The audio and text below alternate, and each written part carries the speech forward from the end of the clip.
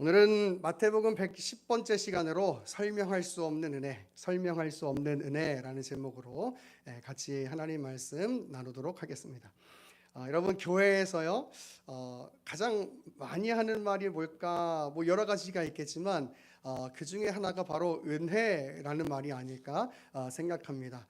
우리가 하나님의 은혜로 구원받았다, 또 설교를 통해서 찬양을 통해서 은혜 받았다, 이런 표현들을 참 많이 하는데, 은혜라는 것이 과연 무엇인가? 바로 자격 없는 내가 하나님의 자녀가 되었고, 그 자녀됨의 삶을 누릴 수 있도록 하신 그 하나님의 놀라운 은혜, 여러분, 그것이 바로 우리 기독교에서 말하는 은혜라고 하는 것이죠.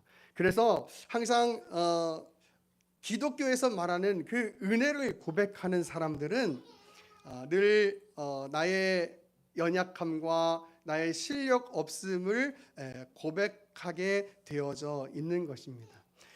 하나님의 은혜로 내가 이 자리 가운데 있고, 하나님의 은혜로 내가 지금의 순간의 삶을 살아가고 있고, 하나님의 은혜로 훗날 우리가 하나님의 나라에 참여할 수 있게 된다는 것, 그 고백 안에는 내가 아무것도 할 수 없는, 내 공로로 이룰 수 있는 것이 아무것도 없음을 고백하는 그 마음이 담겨 있는 것이죠. 그래서 우리 기독교의 이 은혜의 고백은 나의 연약함과 나의 실력 없음에도 불구하고 나를 하나님의 나라로 이끄시는 그 하나님의 놀라우신 사랑과 인도하심과 지키심을 고백하게 되는 것, 여러분, 그것이 바로 우리 기독교에서 말하는 은혜다라고 이야기할 수 있을 것입니다.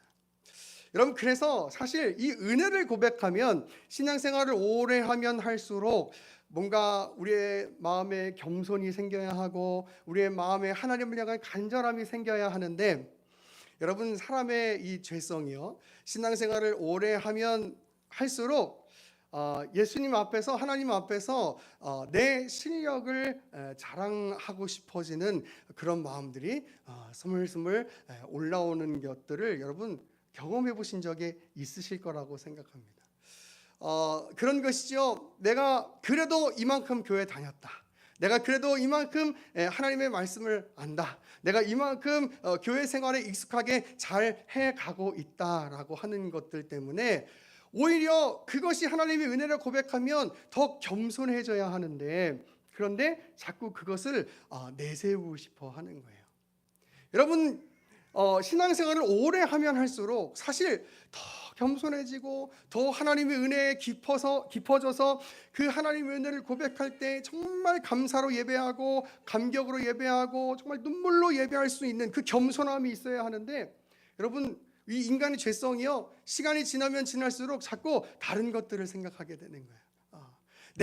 그래도 내가 이만큼 해왔지 라고 생각하는, 그래서 다른 사람들을 무시하고, 또 마치 내가 뭔가 된 것처럼 내가 가르쳐 줄 수 있다고 생각하는, 여러분, 그런 교만함이 생기게 되는 거예요. 여러분, 그런데 정말 우리의 구원이, 우리의 삶이 오직 하나님의 은혜로 이루어질 수 있음을 기억하는 사람은요, 교만이 생기는 게 아니라 자랑이 생기는 게 아니라 오히려 더 겸손한 그 마음이 생기게 되어져 있다라고 하는 사실이에요. 여러분, 우리가 신앙생활을 오래 하면 할수록, 그래서 우리의 마음이 어떤 마음이 있어야 하냐면, 더 예배를 사모하는 마음이 생기고, 할렐루야, 더 하나님 앞에 겸손한 마음으로 하나님의 은혜를 구하는 그 기도의 갈망이 생기고, 또 하나님의 그 은혜를 갈망하는 마음으로 하나님의 말씀 앞에 서기를 소망하는 마음이 생겨야 한다라고 하는 사실을 여러분 믿으시기를 간절히 축원합니다. 여러분, 신앙생활 하면 할수록 우리 은혜나무 교회는 교만해지는 것이 아니라, 남을 뭔가 내가 가르쳐주고 뭔가 할 수 있다라고 생각하는 것이 아니라, 각자 하나님의 은혜를 간절히 구할 수 있는 그 은혜의 깊은 곳으로 나아갈 수 있는 우리 은혜나무 교회 모든 성도들 될 수 있기를 간절히 축원합니다. 여러분, 제가 이 하나님의 은혜에 관해서 이야기하고 있는 이유는요, 우리가 오늘 이 마태복음 24장을 통해서 그리스도의 그 재림, 그 종말에 관해서 우리가 배우고 있는데, 오늘 본문도 그 하나님의 은혜를 너무나 깊이 이야기해 주는 본문이기 때문인 것이에요. 그래서 오늘 또 은혜에 관한 이야기를 하고 있는 겁니다. 여러분, 종말에게 있어서 우리에게 있어서 종말이라고 하면 가장 먼저 떠오르는 것 뭐 두려움일 수도 있고 또 뭐 여러 가지가 감정이 있을 수도 있겠지만 아마 36절이 우리에게 있어서 가장 중요하게 여겨지는 것이지 않을까 하는 생각해 봅니다. 종말이 분명히 있지만 주님이 언제 오시는지 모른다라고 하는 것이죠. 오늘 본문을 보니까 그것이 성부 하나님만 아신다라고 되어져 있어요. 어떤 분들은 이렇게 얘기하니까 뭔가 성자 예수님이나 성령 하나님이 어떤 열등한 것처럼 그렇게 이야기하시는 분들이 계시더라고요. 근데 그런 개념이 아니고 삼위일체적인, 제가 오늘 그 부분을 다 설명할 수 없지만 삼위일체적인 측면에서 이해할 때 그것은 성부 하나님의 영역이다라고 이야기할 수 있는 거예요. 왜냐하면 여러분, 성부 하나님이 이 땅에 오시지 않았잖아요, 그죠? 성자 예수님이 이 땅에 오셨잖아요. 그런 것처럼 그런 어떤 그 담당 정도로 이해하시는 것이 더 좋으실 것이라고 생각합니다. 나중에 제가 삼위일체를 설교할 기회가 있다면 한 번 더 좀 더 자세히 설명을 하기를 원하고요. 오늘은 이 종말이 때가 언제인지 모른다. 오직 성부 하나님만이 아신다라는 것을 우리가 기억할 때 우리 이 종말이라고 하는 것 언제 올지 모르지만 굉장히 갑자기 찾아올 수 있다라고 하는 것이죠. 여러분, 오늘 예배 중에도 예수님께서 빰빠라밤 하면서 나팔을 불고 오실 수도 있어요. 또 우리가 집에 가서 잠들고 있는 사이에 그때 예수님이 오실 수도 있죠. 언제 오실지는 모르겠지만 분명한 건 오시는데 우리에게 있어서 그 오심은 굉장히 갑작스럽게 느껴질 수도 있다라고 하는 거예요. 여러분들, 그 이야기를요, 예수님께서 우리가 이 종말의 때에 어떤 마음으로 살아가야 할지를 세 가지 정도로 이야기를 하고 있는데, 첫 번째는 노아 시대를 설명하면서 종말의 때를 설명하고 계세요. 우리가 잘 아는 것처럼 노아의 때에는 사람들이 홍수가 있을 것이라고 하는 그 하나님의 말씀을 듣지 않고 먹고 마시면서 자기들 하고 싶은 대로 살다가, 그러다가 그 홍수로 말미암는 그 하나님의 심판에 멸망하게 된다라고 하는 사실이죠. 두 번째는 뭐냐면 밭에 있는 두 여인이 있는데, 두 사람이 있는데 밭에 있는 두 사람이 있는데 한 사람은 이렇게 구원을 받지만 한 사람은 버림을 이야기하기 전에, 여러분, 이 맷돌을 돌리는 사람들, 그리고 밭에서 일하는 사람들, 여러분, 오늘 본문을 보면은 한 사람은 구원받고 한 사람은 버림을 받았다라고 이야기하는데, 이 두 사람에게 여러분 본문을 잘 보세요. 어떤 차이가 있을까요? 어떤 차이가 있을까? 본문을 보면은 아무런 차이도 없어요.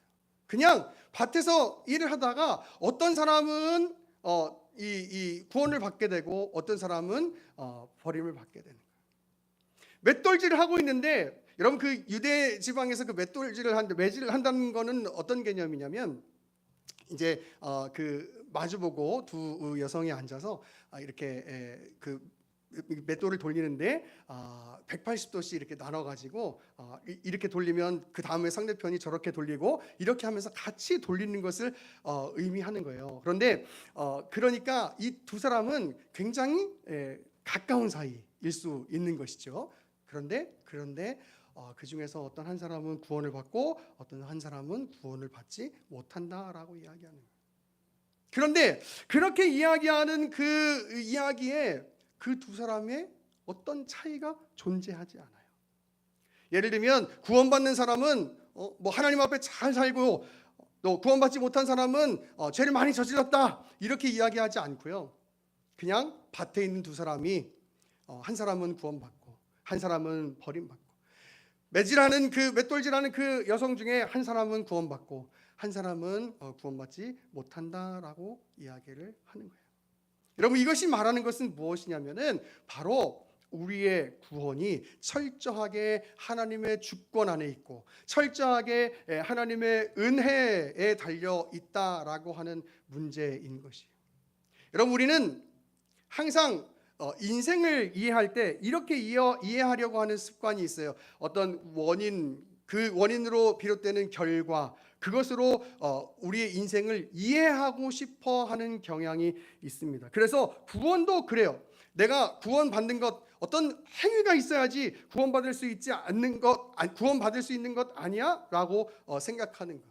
여러분들 그것 때문에 신앙생활 하다 보면은 좌절이 찾아오고 소위 말하는 시험에 들게 되고 하나님을 떠나는 일들이 일어나는 거예요. 왜냐하면 나는 열심히 하나님 앞에 했는데도 여전히 변하지 않는 내 상황이 있는 거예요. 나는 하나님을 열심히 섬겼음에도 불구하고 여전히 내 안에 고난이 있는 거예요.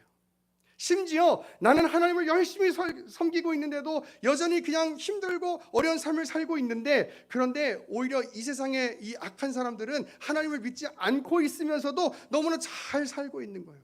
거기에 답답함이 생기는 거죠. 하나님, 이게 뭡니까? 나는 하나님을 섬기면서 충성을 다하고 헌신하고 온 삶을 다 드리고 있는데 하나님, 오히려 저 불신자들, 저 악한 사람들이 더 잘 사는 것, 하나님, 이게 진짜 하나님이 이야기하는 말씀하시는 공평입니까?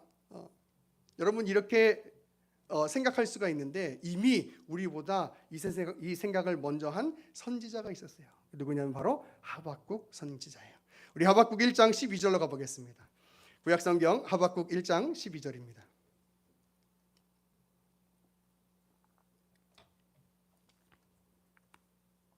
하박국 1장 12절입니다. 선지자가 이르되 여호와 나의 하나님, 나의 거룩한 이시여, 주께서는 만세 전부터 계시지 아니하시니까 우리가 사망에 이르지 아니하리이다. 여호와여, 주께서 심판하기 위하여 그들을 두셨나이다. 반석이시여, 주께서 경계하기 위하여 그들을 세우셨나이다. 주께서는 눈이 정결하심으로 악을 참아보지 못하시며 배역을 참아보지 못하시거늘 어찌하여 거짓된 자들을 방관하시며 악인이 자기보다 의로운 사람을 삼키는데도 잠잠하시나이까. 여러분, 이렇게 지금 하박국 선지자가 질문을 하고 있어요. 또 1장 17절 보니까 이렇게 얘기해요. 그가 그물을 떨고는 계속하여 여러 나라를 무자비하게 멸망시키는 것 같이, 그런 것이 옳으니까 이렇게 질문을 합니다. 그랬더니 하박국 2장에 하나님께서 이렇게 말씀하세요. 계속 읽어볼게요. 2장 1절, 내가 내 파수하는 곳에 서며 성루에 서리라. 그가 내게 무엇이라 말씀하실는지 기다리고 바라보며 나의 질문에 대하여 어떻게 대답하실는지 보리라 하였더니, 하고 쭉 넘어가서 2장 4절에 이렇게 이야기를 합니다. 보라, 그의 마음은 교만하며 그 속에서 정직하지 못하나 의인은 그의 믿음으로 말미암아 살리라. 여러분, 지금 하박국 선지자가 이렇게 얘기하는 거예요. 우리처럼 하나님이 선하신 분이신데 왜 이 악한 일을 저지르는 사람들을 그냥 보고 계십니까? 하나님, 그게 하나님이 말하는 공정입니까? 라고 질문하고 있는 거예요. 그런데 하나님께서 하박국 선지자에게 이렇게 말씀하세요. 그래, 맞아, 그렇지. 그런데 의인이라는 것은, 의인은 구원받은 사람은 믿음으로 사는 거야. 믿음으로 사는 거예요. 이 땅의 가치와 이 땅의 논리로 사는 것이 아니고 믿음으로 사는 거야. 이렇게 이야기하고 있어요. 여러분, 이 이야기는 무슨 얘기냐면 이런 거예요. 저는 왜 우리의 인생 가운데 어떤 어려움이 찾아오는지 잘 모르겠습니다. 왜 우리의 인생에 내가 감당할 수 없는 그런 고난들이 찾아오는지 여러분, 저는 잘 모르겠습니다. 인생을 한마디로 정의한다는 것, 그 굉장히 저는 무자비한 일이라고 생각하고, 인생을 다 이해할 수 있는 사람 이 땅에 아무도 존재할 수 없습니다. 그러나 성경은 분명히 우리에게 이렇게 이야기해요. 하나님의 은혜가 주어져서 우리가 하나님의 자녀됨, 그 구원을 누릴 수 있게 되었다라고 말해요. 여러분, 그 이외에 다른 것은 여러분 감히 함부로 설명할 수가 없는 것이죠. 여러분, 저는 너무나 마음 아픈 무한 참사가 왜 일어났는지 여러분에게 설명해 드릴 수가 없어요. 하나님의 어떤 계획이 있는지, 하나님의 어떤 섭리가 있는지 여러분, 저는 알 수가 없어요. 저도 너무 궁금해요. 그래서 하나님 나라에 가서 여쭤보고 싶어요. 하나님, 이 일은 왜 일어나는 겁니까? 이 왜 일어나는 겁니까? 여러분, 뭐 다른 사람들 이야기라고 생각해서 조금 멀다고 생각하면 우리의 이야기로 한번 해볼게요. 우리가 지금까지 살아오면서 내가 감당할 수 없을 만한 그런 큰 어려움들을 겪은 적 다 한 번 이상씩은 있으실 거예요. 그런 고난들이 왜 일어나는지 전 잘 모르겠어요. 천국에 가서 하나님 앞에 가서 여쭤봐야 될 것 같아요. 하나님, 이게 무슨 의미였습니까? 아니면 여쭤보기 전에 우리가 이미 알게 될 수 있을지도 모르겠죠. 그런데 여러분, 분명한 것은요, 내가 하나님의 은혜로 하나님의 자녀가 되었고 하나님의 은혜로 이 자리 가운데에서 살아갈 수 있다라고 하는 사실이에요. 여러분, 성경은 그것만 이야기하고 있어요. 그것 아니면 설명할 수 있는 것이 아무것도 없어요. 우리가 왜 고난 가운데 있는지, 이 땅에 왜 여러 가지 아픈 일들이 일어나는지 한마디로 설명하는 것은 너무나 어려운 일이에요. 하나님의 어떤 섭리가 있는지, 하나님의 어떤 뜻이 있는지 우리는 알 수가 없어요. 그러나 중요한 사실은 성경이 말하는 것, 하나님의 은혜로 우리가 하나님의 자녀 되었고 하나님의 나라에 참여할 수 있게 되었다라고 하는 사실. 여러분, 그것이 우리에게 있어서 가장 중요한 이야기고, 우리가 하나님 나라 가는 그날까지 가장 꼭 붙들고 있어야 하는 그런 너무나 중요한 가치인 것이에요. 여러분, 오늘 본문에서 밭에 있는 두 사람이, 한 사람은 구원을 받고 한 사람을 버림받는다라고 이야기하고, 맷돌을 돌리는 그 두 여자 중에 한 사람은 구원받고 한 사람은 버림받는다라고 이야기합니다. 여러분, 그 상황, 그것이 우리의 인생으로 들어오면 여러분 설명할 수 없는 이야기가 될 거예요. 그러나 중요한 것은, 구원이라고 하는 것은 우리의 행위와 상관없이, 우리의 자격과 상관없이 하나님의 은혜로 우리가 구원을 얻을 수 있다라고 하는 사실이에요. 오직 성경은 그것만 이야기하고 있어요. 왜 다른 것들을 설명해 주지 않으셔서 우리의 마음이 이렇게 답답함을 주는지, 왜 맨날 예정교리와 칼빈주의와 알미니안주의를 가지고 왜 싸워야 되는지 여러분 잘 모르겠어요. 그런데 중요한 건 성경에 말하는 것, 성경이 가르쳐 주는 것, 그것까지만 우리가 이야기하고 그걸 붙들고 살아가는 것이 중요하다라고 하는 사실이에요. 여러분, 그러면서 오늘 본문 말미에 예수님께서는 우리 이 종말의 시대를 살아가고 있는 우리에게, 그러니까 종말이 언제 올지 모르니까 너희는 깨어있으라 라고 이야기해요. 깨어있으라. 여러분, 제가 지금까지 뭘 얘기해 왔냐면 우리의 구원이 하나님의 은혜로 주어진 것이다 라고 이야기했어요. 그런데 오늘 이 42절부터 보니까 이렇게 이야기하는 거예요. 종말이 가까워오니까 너희 깨어 있어라. 언제 주님이 오실지 모른다. 여러분, 이렇게 보니까 이렇게 생각되는 거예요. 깨어 있다. 그래, 깨어 있어야지. 이게 우리가 해야 할 어떤 행위처럼 느껴지는 거예요. 그러면 제가 여태까지 41절을 설명하면서 구원은 하나님의 은혜로 주어진다라고 이야기했는데, 깨어 있으라 이 말 때문에 내가 뭔가를 해야 될 것 같은데, 그런 마음이 드는 거예요. 그런 마음이 드는 거예요. 여러분, 그러면 깨어 있는다는 건 과연 뭘까? 깨어 있는다는 것. 44절을 보니까 이렇게 이야기하고 있어요. 이러므로 너희도 준비하고 있으라. 준비하고 있으라. 여러분, 준비하고 있는 게 깨어 있는 거예요. 그럼 준비하고 있는 건 뭐냐? 이런 거죠. 우리가 주님이 언제 오실지는 모르지만, 그러나 그 주님이 오실 것을 기억하고 그리고 그렇게 살아가는 것. 여러분, 그것이 바로 깨어있는 것이에요. 제가 좀 아까 세 가지 예수님의 설명이 있다 그랬어요. 노아의 이야기, 노아 시대 때의 이야기, 그리고 밭에서 일하는 사람들의 이야기, 또 맷돌을 질하는 그 여성들의 이야기. 여러분, 이 세 가지의 공통점은 뭐냐면 모두가 다 일상을 살아가고 있다는 거예요. 일상을 살아가고 있어요. 시집가고 먹고 마시고, 이게 어떤 부정적인 의미가 아니라 일상을 살아가고 있다는 이야기예요. 그럼 밭에서 일하는 사람들 마찬가지예요. 그냥 일상을 살아가고 있는 거예요. 맷돌질하는 사람들 일상을 살아가고 있는 거예요. 그런데 그런 가운데 하나님의 그 심판, 그 종말의 때가 이르게 된다라고 하는 사실이죠. 여러분, 그런 가운데서 일상을 살아가고 있는 우리에게 있어서 가장 중요한 그것은 무엇이냐면 주님이 오신다라고 하는 사실을 기억하고 있는 거예요. 여러분, 주님이 오신다는 사실을 기억하고 살아가는 삶과 그냥 일상을 나 하고 싶은 대로, 나 누리고 싶은 대로 누리고 사는 삶과는 매우 다른 것이죠. 우리 데살로니가전서 5장 1절로 가보겠습니다. 데살로니가전서 5장 1절입니다.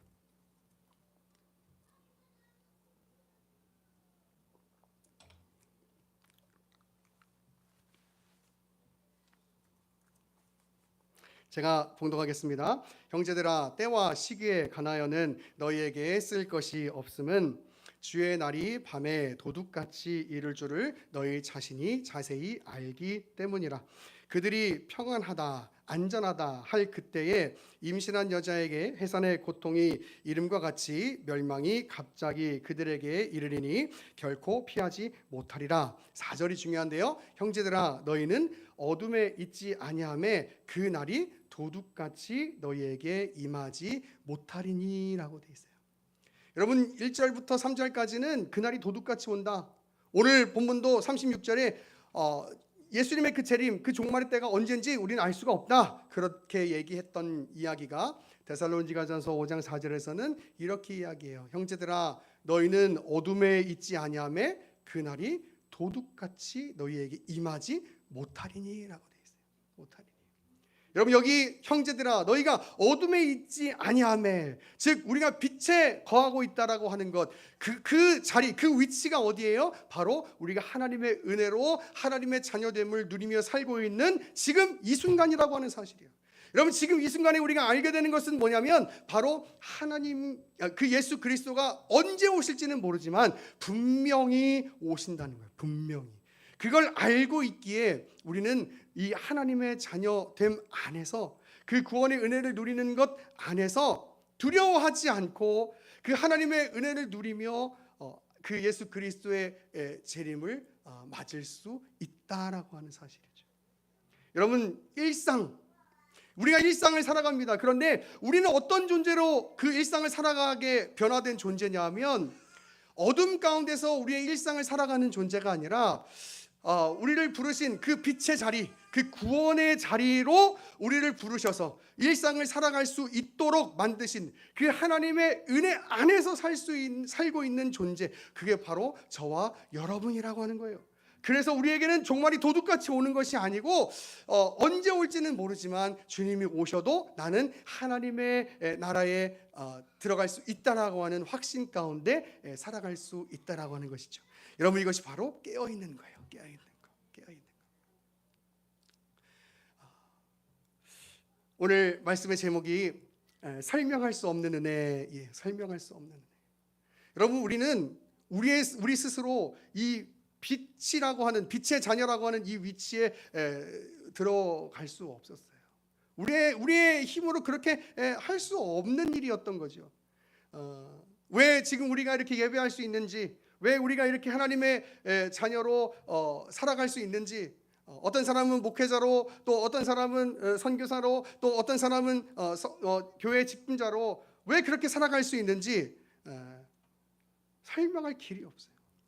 하나님께서 그냥 창세전에 그의 기쁘신 뜻 안에서 우리를 택하셨다라고 이야기하는 성경을 믿을 뿐이에요.